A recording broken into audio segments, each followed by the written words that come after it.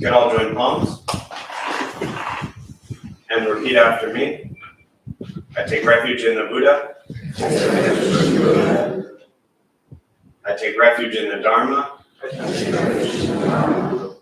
I take refuge in the Sangha. Keeping the palms joined.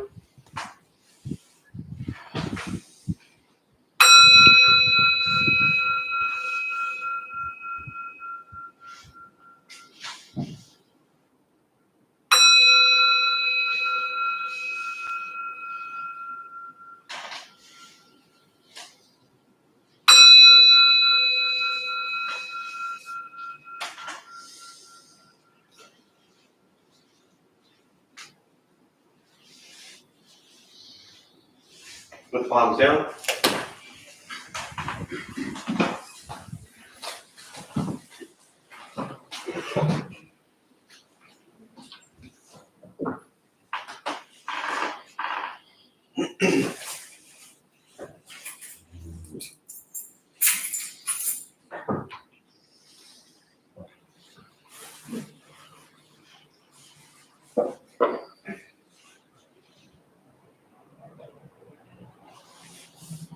All right, good morning, everybody.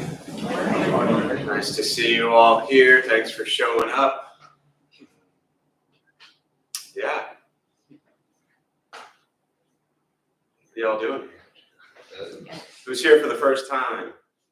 What brings you here? My son. Your son. Your son's been coming here a long time.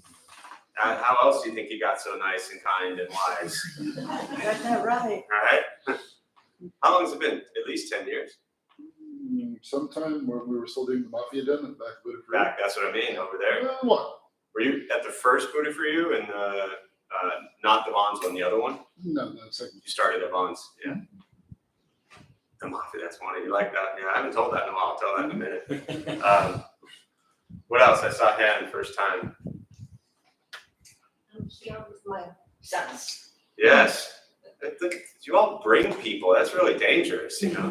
What do they tell you about this place? Oh, they love it. They love it, huh? I've been trying to come here before, but things didn't work out. Yeah. Well, we're glad you made it. Thank you. We pay people off to say nice things about us, and people show up, you know. What else? First time? There was a hand back here. Yeah. My partner, Linda. Where's Linda? Hi, Linda. Nice to see you both. Glad you're here. My partner. Let's keep bringing people. You know, it's an interesting thing because, you know, often people ask the question of like, well, how do I get so-and-so into this, you know, into meditation or learn about Buddhism? And I usually tell them like, you don't. Because if somebody comes up to you and says like, hey, you really should meditate. I mean, what are they kind of saying to you, you know? And it is always those you know and love that you see them suffering, they're struggling, they're sad, they're angry, they're depressed, whatever it might be. And the people that want you to do this stuff, they love you and they care about you and they think that maybe this could help you too. But I often tell people, like saying that to somebody never usually works so well, you know? Oftentimes with family or friends or loved ones, you know, an absolute stranger could come up to you and say like, hey, you should try this, and you'll think about it. But somebody who knows you and loves you tells you to try it, and you're like, no, I'm good, right?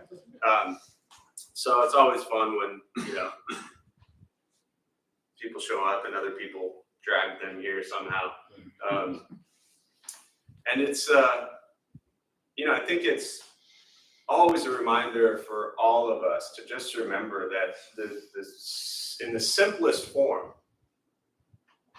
like 2,500 years of Buddhist teachings that have been shared, in the simplest form, all this practice really is figuring out how can I be kind to myself and how can I be kind to everybody else. That's it. I mean, that sums it up. You know, Buddhists like to complicate things and confuse things, and it's in so many different languages and taught by so many different people from so many different parts of the world. But what they're all saying at the core is, how do I be kind to myself and how do I be kind to others?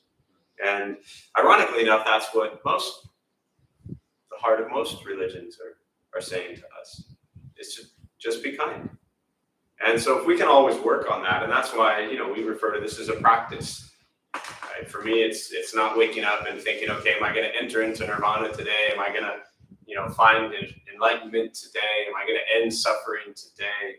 It's just about how can I be kinder today than I was yesterday? How can I be more forgiving today than I was yesterday? How can I be more compassionate today than I was yesterday? And so it's just a constant practice. It's not something that, we're so used to kind of, not just Western culture, but really most cultures where we learn something, right? We go to school and then there's kind of this, well, there's second grade and then third grade and then maybe you go to high school and then maybe you go to college and then maybe you go, beyond that, graduate school. And there's always this kind of like, what's next level? And with this stuff, it's not that way. Often people say to me, like, I've heard the Four Noble Truths so many times, I'm ready for like, what's after that? Right, Carol? Like, as if they're not hard enough already. And my response to people usually is, can you go one day and be kind and not think any unkind thoughts about anyone? And if you can do that, call me. I'll give you my number and I'll let you know what is after the Four Noble Truths and what the advanced teachings are. Because we call this intro to Buddhism and meditation. And every so often you get the people that show up, and I know some of you are in this room, so no offense. They're like, okay, I've done this for 4 weeks. I'm good with the intro stuff. What's next? Right? What's next is the same thing over and over and over again. Again, unless you can go all day long and just be kind to everybody you see and think no unkind thoughts and wish no harm upon anyone else. Just that alone.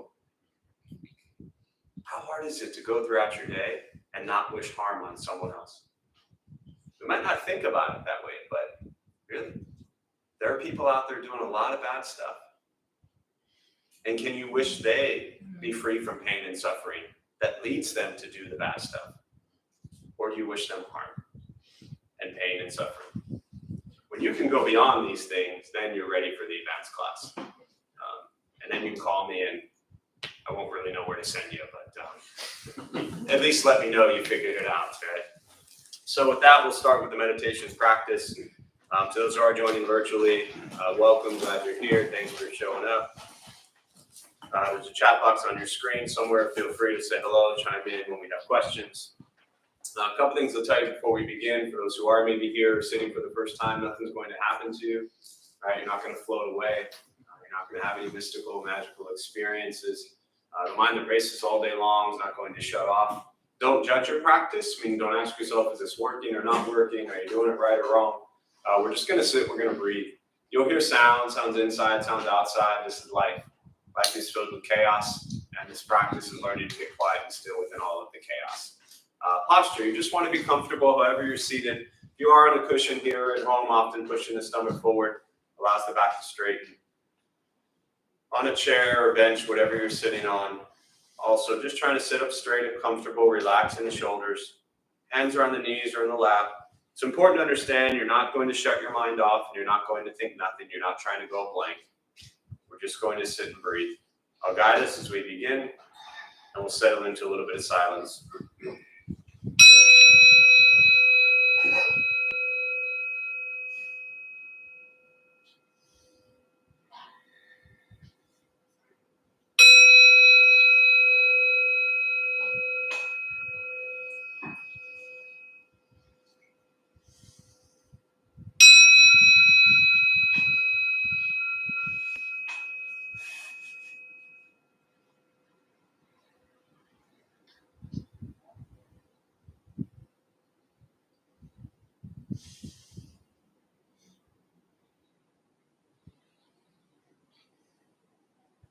And starting with the eyes closed, if comfortable, or slightly open.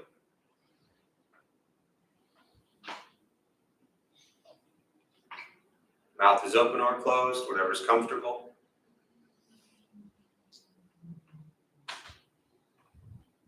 We'll start with taking 3 deep breaths, slowly.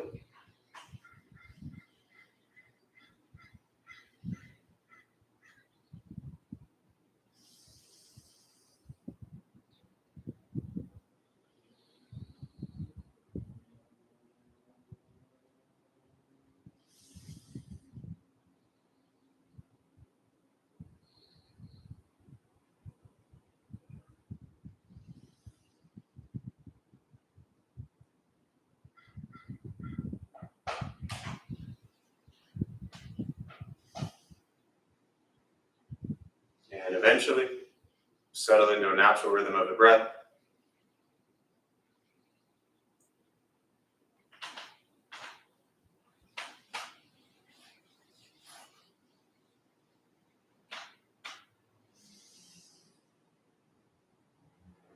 Noticing the mind as it wanders, jumping from thought to thought.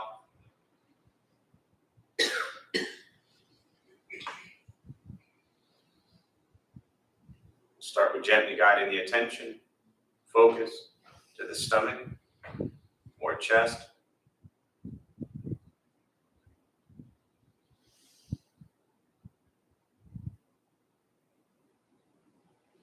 Breathing in, feel them rise.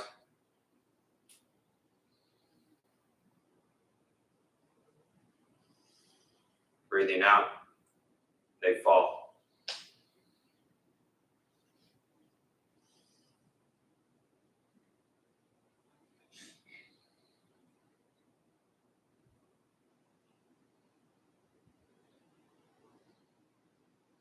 Simply continue this practice,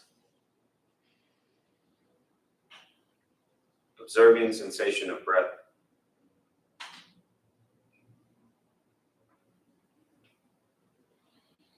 Expecting nothing but to sit and breathe.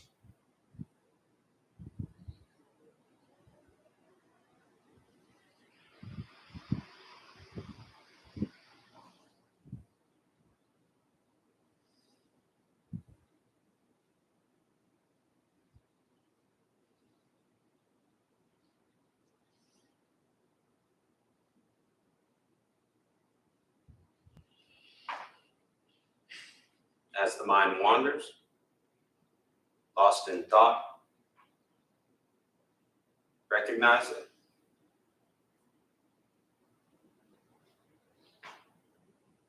Release that thought. Return attention, focus to the breath.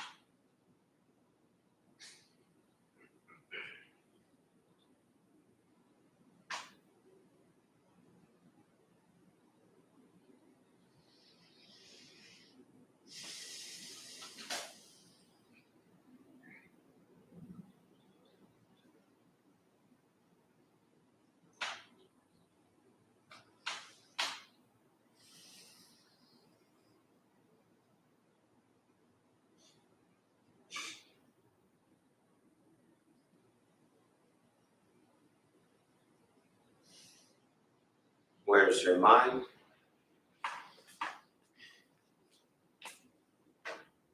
Lost in thought? Return to breath.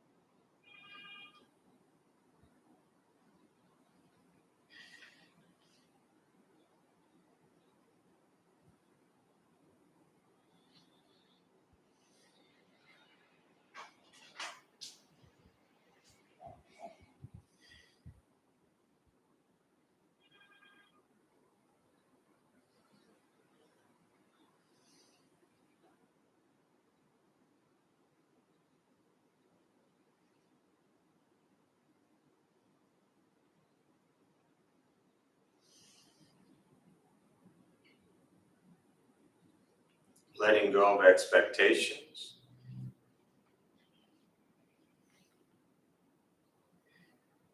Letting go of judgments from the practice.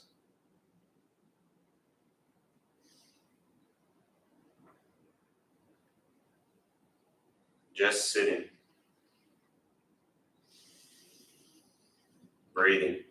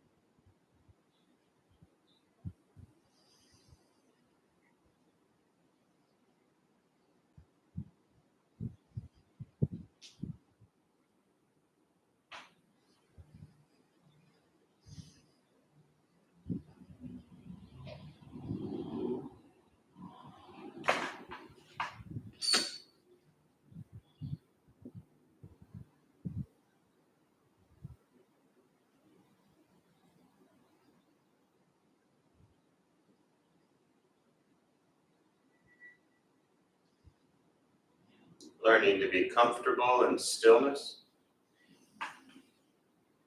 in quiet, just sitting, breathing.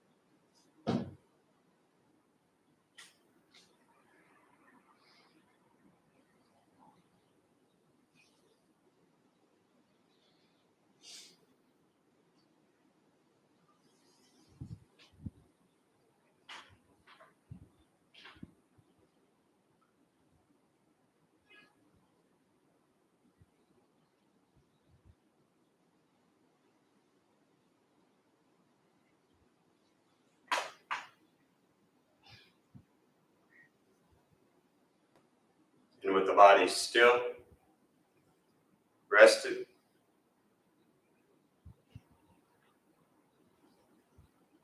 and the speech quiet, aware of all sounds, and the mind learning to settle,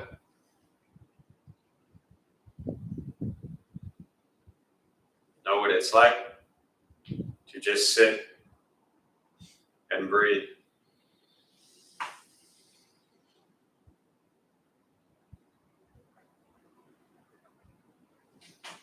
Knowing with each breath, there's nothing else to do.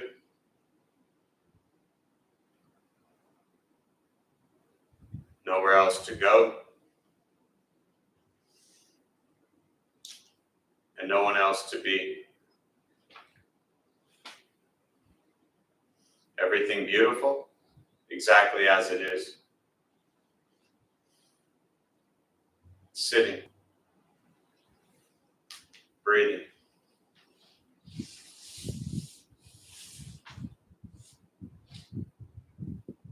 Once again, taking 3 deep breaths, slowly.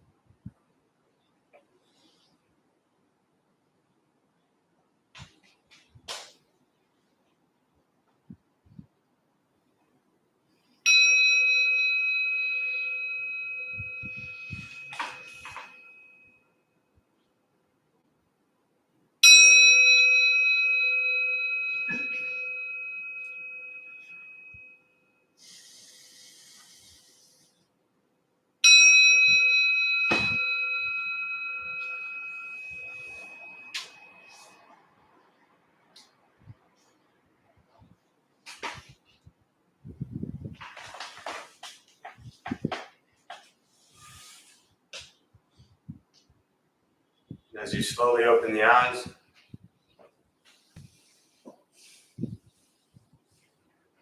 slowly beginning to move.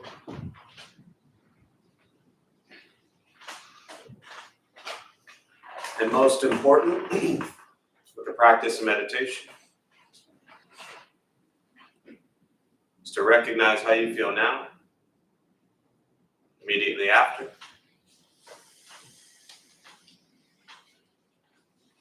Compare this to how you typically feel throughout your day. Recognize the difference, if there is one.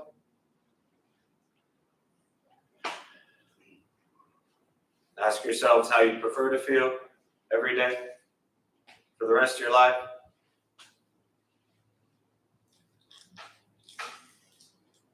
And realize however you feel now, if it's quiet, calm, and still, or a busy mind, racing mind, whatever you're sitting with at this moment, has nothing to do with anything I said. It's nothing to do with how you sit and hold the hands across the legs. It's nothing to do with the sounds around you or anything else for that matter. It's everything to do with your own mind and your own mind's reaction to an external condition. This is what the Buddha called pratitya samuppada, means dependent origination. This is the basis of the Buddha's awakening. The word Buddha simply means awaken. He was a human being, no different than any one of us, but began to understand why he suffered, why he got angry, sad, depressed, stressed, anxious. He began to understand the causal relationship of all phenomena. And what that means, very simply, for all of us, regardless where you come from or what you believe in or where you think you're going, your whole life is filled with things that happen. You react. More stuff happens, more reactions. That's it. This practice is simply learning what it's like to respond to something quietly, peacefully, still. Because for most of us, the way you responded to the last 20 minutes is quite different from how you respond to everything else throughout your day. So all we're working on is closing the gap to where the way you feel now is closer to how you feel always. Just as driven, motivated, productive, successful, whatever that means to you in your respective lives. But with a mind that's steady, clear, focused, distracted by nothing, disturbed by no one. This practice is not easy. It's not necessarily fun. It's not an escape, as often people think it is. It's direct perception into the present moment. And very often the present moment is incredibly difficult, challenging, filled with difficulty, chaos. We spent most of our lives, many people, running from challenges and difficulty and chaos. And all we do is just keep running. This practice is learning to sit with it, to look at what's actually happening, and to be with it. To understand the impermanence of each situation, to understand our attachments to each situation, to understanding our ego and overwhelming desire to have every single thing in the world work out exactly how we want it to be. None of you, I'm sure. And just learning to be with life as it arises. This is difficult, and this is a daily practice. Because the world's not just going to stop one day and do everything you want it to, in case you haven't figured that out by now. Meditation is free. Buddhist practice is free. It's sitting, breathing, learning to be kind to yourself and everybody else, every moment of your life. And as I said earlier, that's really the heart of this practice. And the meditation piece is critical because it creates a time, a space for you to physically just slow down and allow yourself to be with the only thing that drives you crazy all day long. And no, it's not the person sitting next to you. It's your head, your thoughts. That's it. And once we can learn to be with our thoughts, we begin to understand them. where they're coming from, why they're there, how many of them we're attached to, the stories we've been holding on to for 40 years of our lives, the things we're just not willing to set down.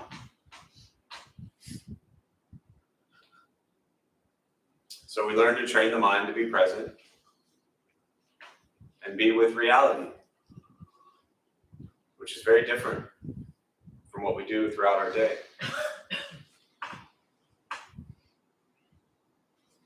Throughout our day, we want to control, fix, change, manipulate so many things around us. And this practice is working on changing yourself and your reaction to the world around you. And then life gets simpler. So with that, I'll pause. For me, I really do just prefer to respond to questions, meditation, Buddhist practice, anything you're sitting with. And for those of you who are joining virtually, again, welcome. Feel free to say hello as you are. And if you have any questions, put them in the chat box, and I'll do my best to respond to those as well. So open up to questions, thoughts, anything on your mind, and we'll use the rest of our brief time for that.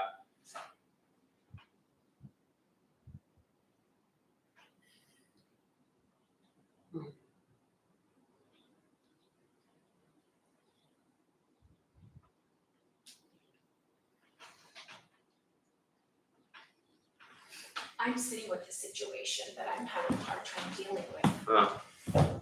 I know what to do, I know what I should do, I try it, and it works for a while. I am a palliative and hospice nurse practitioner, and I have, hopefully I won't cry. My best friend developed pancreatic cancer, and they've given her less than a year. And I know what she should be doing, I know what the treatment should be, I know how she should be talking to her family, but she's not allowing me to really take part in that. And I tell myself, I can't control it, all I can do is be there for her, makes me feel better. Then a situation comes up that I think I could help her, and she won't allow me in. And I have to go back to that continually, back to that. You don't have any control, let it go, just be there. Mm-hmm. And I just can't keep myself in that spot. Yeah. So just to paraphrase for those who maybe didn't hear it or those virtually, you are a palliative care nurse practitioner. Your closest friend has pancreatic cancer and has been diagnosed less than a year to live, and you know from your practice, your experience, what she should be doing. Did you say she or did I say she? It's a she, okay. I didn't want to assume that without saying that, or making sure, but, and you know what's best for her, you know what she should be doing, you know what she should be telling people, and she's just not, and you're having a really hard time letting go of control of that. You sounded like you're doing exactly what I would say you should do. And you sound like someone who's just struggling with that, as you will. There's nothing I can say right now, and you've sat with me for long enough years to know, there's nothing I can say right now that's going to make you say, oh, okay, that's it. You are in a difficult situation. It's someone you know and love. You know what's best for them, in your opinion, and you also know that you can't control them and they're going to do what they want, and you're having a difficult time with that. Yes, that's it. If you can embrace and be with the difficult time, that's the best you can do. There's nothing that, to me, logically, rationally, as a friend, as a nurse, all of those things, like no matter how much you say you need to listen to me, each person's making their own choices. And so your struggle really is learning to be with the fact that she's not going to do what you want. And It's not our place.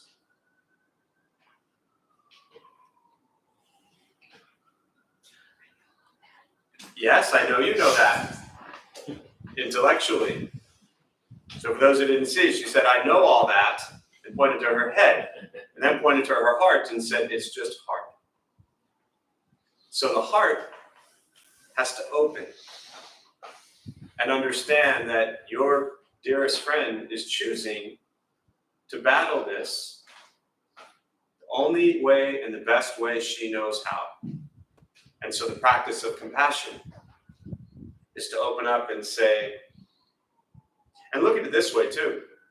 All things I'm sure you've pondered, so I'm just going to repeat probably everything you have already thought for as long as this has been, how long has this been going on? Since May. Since May. Every moment you're with her or thinking about her, you're going to have two choices, roughly.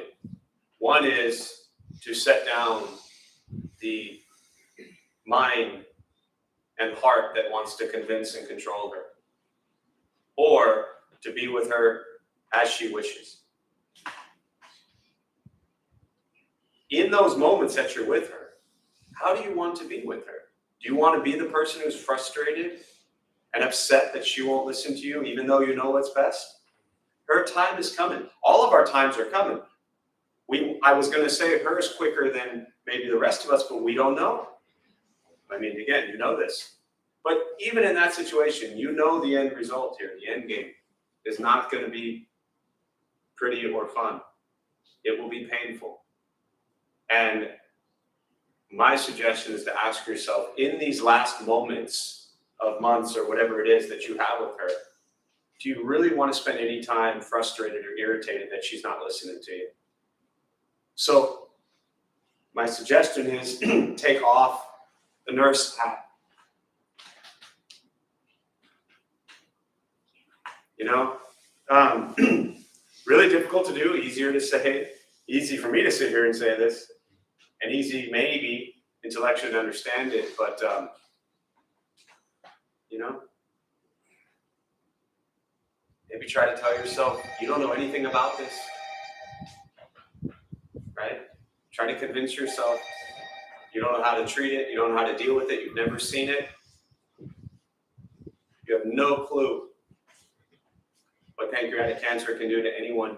You're just going to be her best friend and hold her hand and let her experience it. Yeah. Sorry for everything. Yeah.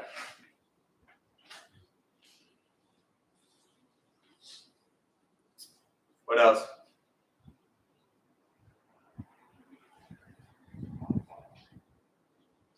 So every time you're closing the meditation, you say the words "everything beautiful" exactly as it is. Yeah. I could use some help understanding that because things don't feel beautiful exactly as they are. Yeah. Yeah, great question. And every so often people call me out on that, especially if they're sitting here in a rough morning, or a rough week or a rough year or a rough life. It doesn't seem or feel beautiful, right? So the beauty of Buddhist practice is, in essence, it comes from the Prajnaparamita Perfection of Wisdom Sutras, and specifically the Diamond Sutra condensed down to the Heart Sutra, in that we live in a world of duality, and we suffer because of that. So ultimately, ignore everything I say, because whether I say it's beautiful or not beautiful is completely irrelevant. Ultimately, if I was being true to the practice and to the teachings, I would remove the word beautiful and say everything exactly as it is, because that's the truth, right? Now, I realize that, other than the one or two in this room, we are just unenlightened, ignorant folks going through our day, trying to do our best. And we could read and talk and study all day long about enlightenment and nirvana and non-attachment and all those types of things. And yet we're going to get up here in a few moments and someone's going to get annoyed and pissed off before they even leave the building. The rest of you, maybe it'll take an hour, somewhere in between. Everything that we explore here is going to be out the window, and you're going to go to Costco and be frustrated, right? So we have choices throughout our day on how we want to view reality and experience. And for me, through practice, trying to be very logical and practical, when I engage in situations, I have a choice. Am I going to see it as a beautiful experience, an opportunity to practice, to grow, to learn, to listen? Or am I going to view it as something that's just angry and disgusting and miserable and make me feel hatred? Well, I chose that most of my life. I'm going to choose to see each experience as beautiful, because our minds are not enlightened. I mean, they are, but we're not aware of it. And so we have a choice on how we want to see a situation, right? There's nothing beautiful about that situation, but there's beauty in everything around that situation, depending upon how we approach it, how we see it. We're all going to go at some point, and how we go is going to be different. And some will be painful, and some will be quick. And some will be long and drawn out, and some we'll just wake up and someone will be gone, including ourselves. We don't know. So in each experience, can we have gratitude that we have someone in our lives that we are so deeply close with and that we love? Can we have someone in our lives that we can view this experience and feel grateful that we have an opportunity to be with them during this situation? We can find beauty in everything if we're looking for it. But if our mind is filled with anger and hatred and rage, we won't see it. So I choose very clearly and very specifically to have added everything beautiful exactly as it is, because that's a healthier way to live. Does that make sense? Yeah. But I'm just an ignorant fool making it up, so yeah.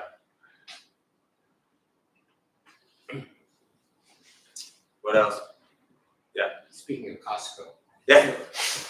So I actually wasn't even talking about you guys, but after I said it, I was like, oh yeah, they were just there. Right. Yeah. So we were here, meditated for an hour, and then went to Costco. Yeah. And I got through like 90% of the experience, even people hoarding, the food at the little freebies.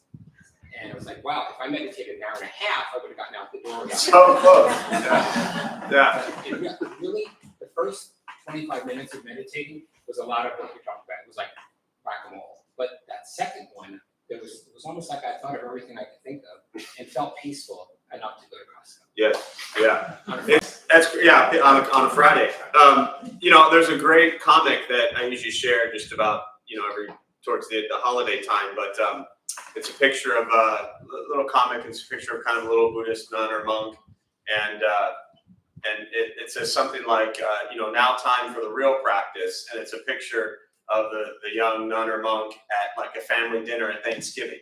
And the idea is that we often think that Buddhist practice is like, oh, I need a temple, I need a cave, I need incense, I need to meditate, I need to, like all this, the traps, Buddhism we call it spiritual materialism, that you can get wrapped up in the trappings of Buddhism. I refer to it as the facade of Buddhism, right? But real practice is Costco on a Friday afternoon. When the coupons just came. When the coupons just came out, everything, right? The person in front of you is still writing a check, all that kind of stuff, right? I say that dearly because my loving mother was the one who still writes checks at the grocery store. And they still cash them because they've been cashing her checks for 50 years, But that's where practice is. Someone recently said something about like, they want to learn stuff from practitioners. Just because you can memorize, recite the Four Noble Truths, the Eightfold Path, and the Six Paramitas, and you can sit up here and talk about Buddhism, doesn't mean you know anything about practicing it. How do you integrate these teachings into your life? That's where it's real. Real practice is in your daily life. It's in your actions. It's in your activities.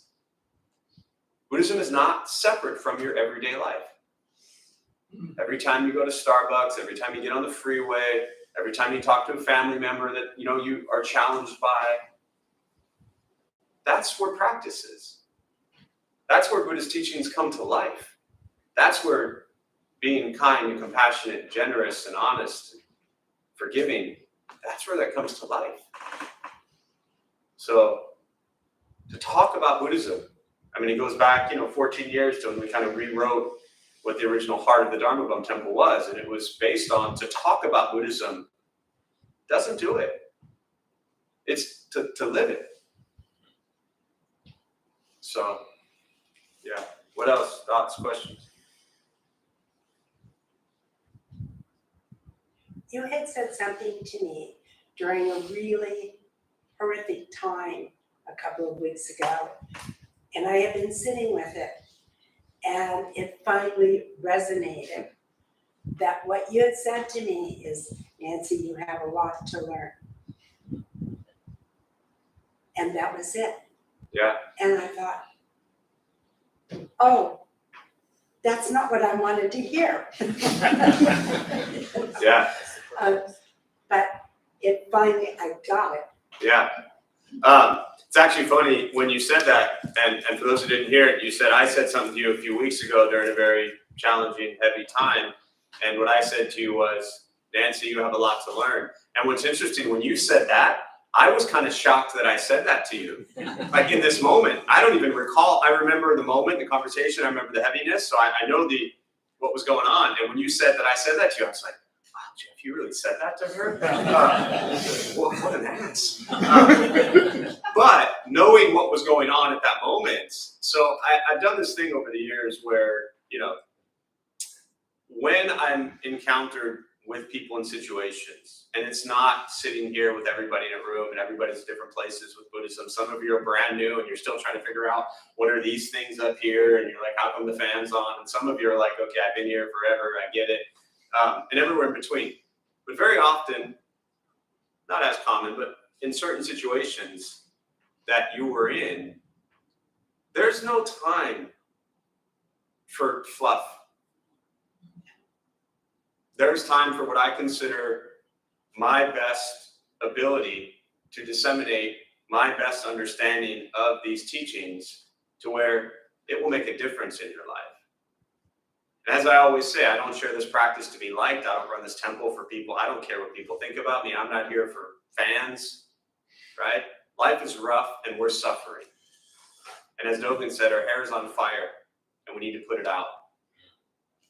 And so in moments like this, I just go into this whatever place. I don't mean that in some weird spiritual way. I just mean I just cut out all the crap and I tell it how I see it. And that doesn't always sit so well with people. And clearly for 3 or 4 weeks, it didn't sit well with you. And now you get it. Finally got it. So I'm glad. And to be fair, I have a lot to learn also. So. What else? Oh, last thing I'll say on that, it is very often the things that we don't want to hear that we actually need to hear the most. I needed to hear that. Right? And I didn't realize it. Yes. And I have someone else going through a very totally different situation, but same level of heaviness. And they had all their therapists and everybody else telling them certain things. And I just called out a bunch of BS, and they didn't like hearing it, but they needed to hear it. So, yeah. So thank you. Thank you. My pleasure. Someone said to me years ago, it was 12 years ago, we were arguing about something, and they said to me, I said, that's just how I am. And they said to me, well, maybe you should change how you are. And I was like, oh, wait. You mean I have to change? No, I'm not good with that. I want you to change and everything's going to be fine. So, yeah, they were right. What else?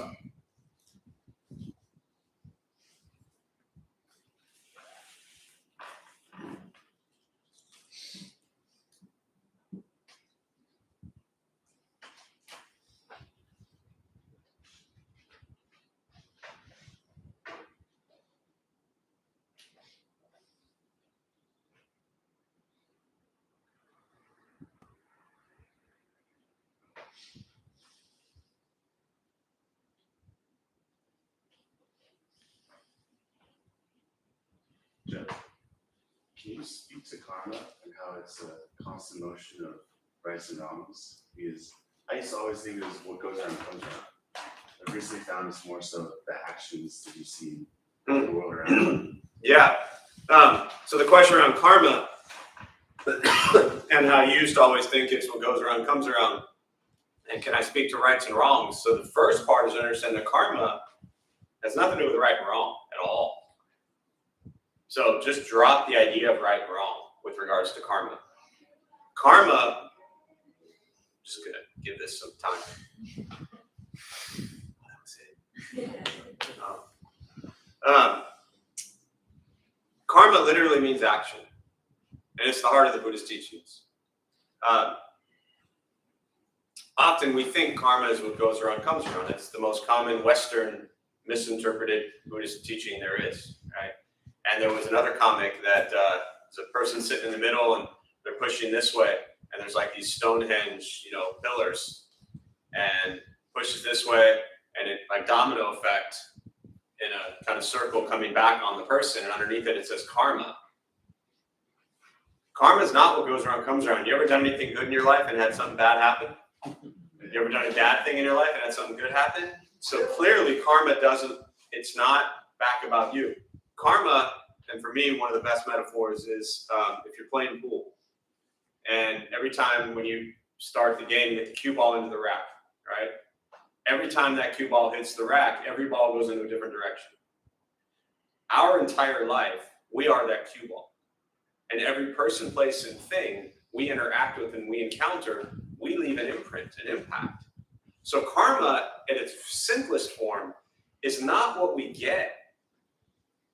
It's what we give. It is the law of cause and effect. For every action, there is a reaction. That reaction then becomes the next action. And that action becomes a reaction. Every moment of our lives, we're generating karma. The Buddha taught we generate karma 3 ways: body, speech, mind. What we think, what we say, what we do. That's why at the end of the meditation, I always say, with the body still, speech quiet, and the mind learning to settle. Because what we're doing, as the Buddha taught, is working on neutralizing the 3 stages of karma. When he sat under the Bodhi tree for 21 days and had what they call the awakening, he was able to still the body, still the speech, still the mind. We can do relatively decent at stilling the body. We can do relatively decent at stilling the speech. Then we're left with what? Yeah, the thing that really ruins it all.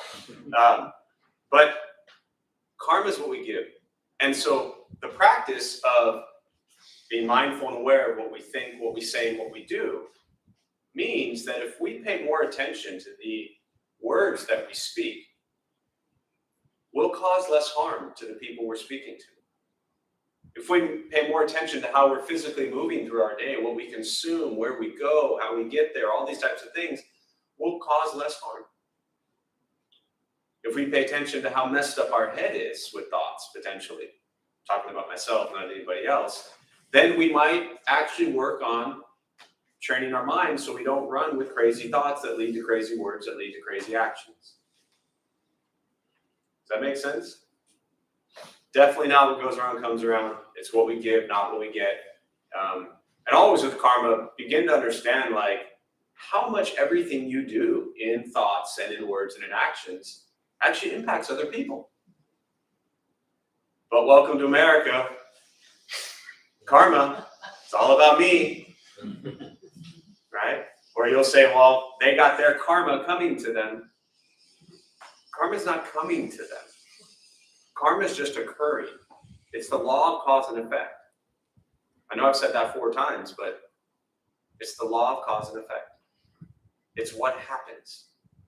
And then with what happens, we choose to see it as right, wrong, good, bad, and we label it. Karma is just what's happening. So be careful what you think and what you say and what you do, because it has a huge impact on others.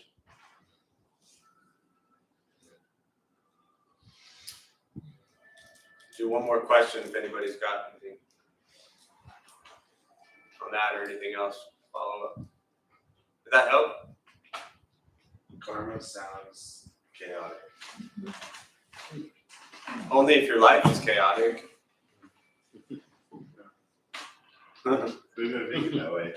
Say that again? Maybe I make it A that little way. louder, I'm getting older, I can't hear so well. Maybe you make it that way.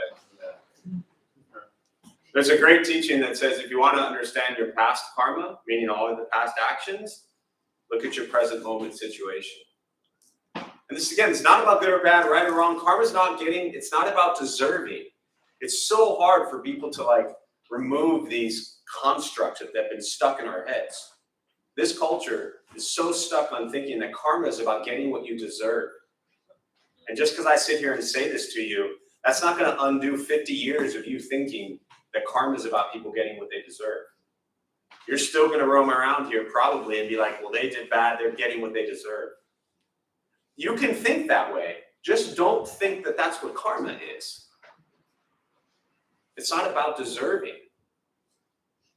So it's not about what, if you're going through struggles right now, that you deserve them. Or if you're going through struggles in the future or the past, that you deserve them.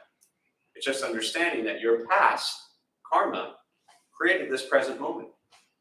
If you want to understand what your future is going to be like, what do you have to look at? What you're doing right now. So what's most important? What you're doing right now. And if your life is a mess or chaotic right now, then what do you have to do? Go to Costco. Go to Costco. Yes. Yes, become one with Costco.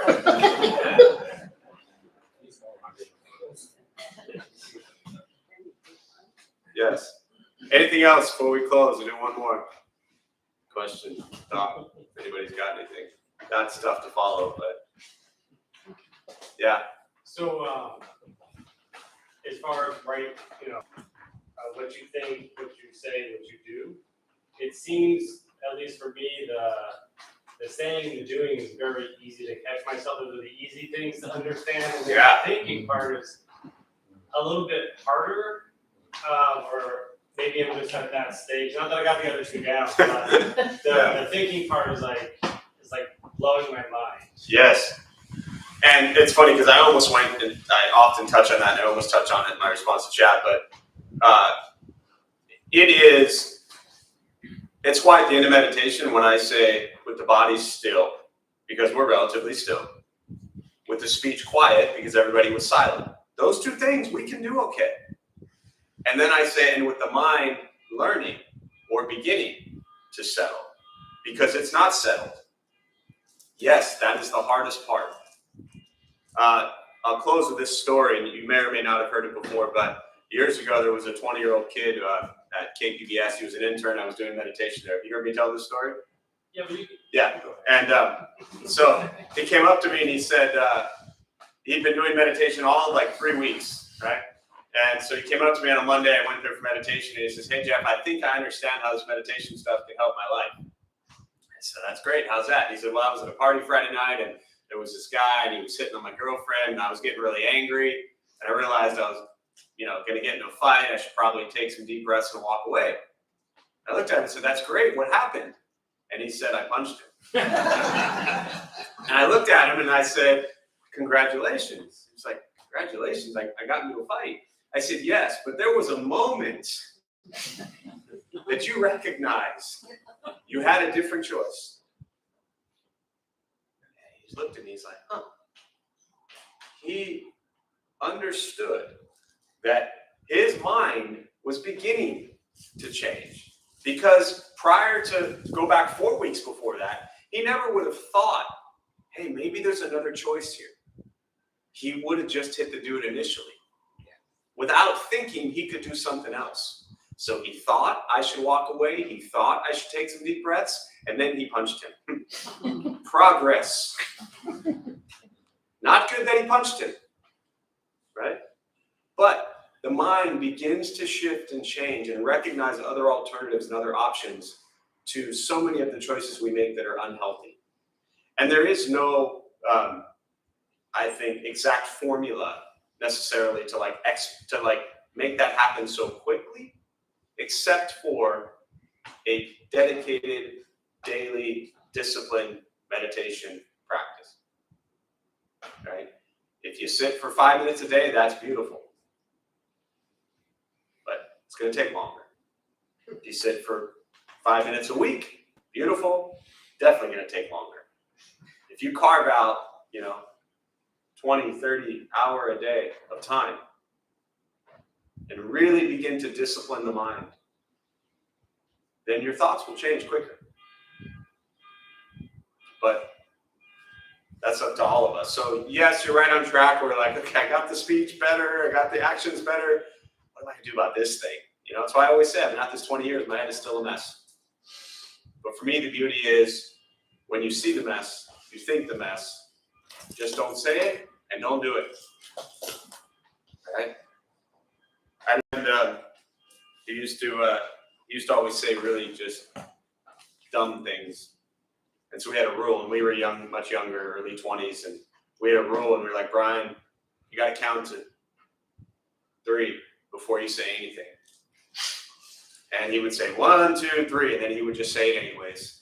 But at least he was learning to pause. So, and very often in our lives, we've had moments where we would say, if I just thought for 1 more second before I did what I did, our lives and the lives of those around us would be drastically different. Sometimes that 1 second is all you need to make things so much better. So stay at it. All right, so we'll close on that. We'll join palms. May the benefit of this practice be shared with all beings in all directions. May all beings be at peace. May all be free from suffering. May any merit gained from this practice be transferred to those who need it most.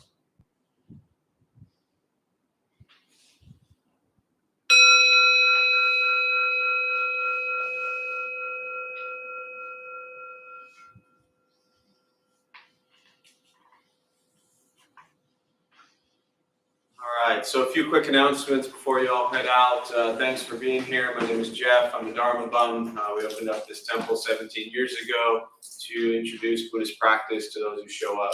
Those of us who lead, we're not monks, we're not nuns, we're not gurus, we're not masters, we're not teachers, we're not looking for students. We are just practitioners. We do our best to take our understanding of Buddhist teachings and put it into terms that hopefully make sense to those who show up. So every night we have different practices going on, different people leading from different Buddhist traditions. We have quite a large recovery sangha, so anyone addiction, drugs, alcohol, whatever it might be, there's something going on there just about every day. We also have a special return of, we used to do what we call Dharma Bum Theater, and every Friday night, this is all pre-pandemic when we were doing a lot more, and we're slowly getting back to that, but so we had movie nights every Friday night. So our Dharma Bum Theater has returned, and it'll start tonight, Saturday, 7 o'clock. Anyone seen the movie Up, the Disney movie Up? So we're starting with a real heavy one, and we're gonna watch the Disney film Up tonight at 7 o'clock here. So you're all welcome to that. But yeah, other than that, Buddha for you is there if you need anything. We kind of put an updated list right outside the door on the table there, so if anyone does want to stick around, as you can see, there's a lot of people here. We don't have a cleaning crew. We are it. So if anyone wants to help out taking care of the temple, there's a list of stuff there if anybody wants to take 10, 15 minutes or something like that of their time to do it. Also, if anybody wants to stick around, help out outside with the gardening and picking up leaves and watering and stuff like that, that's there as well. So yeah, other than that, thanks for being here. I wish you well, and we'll see you soon.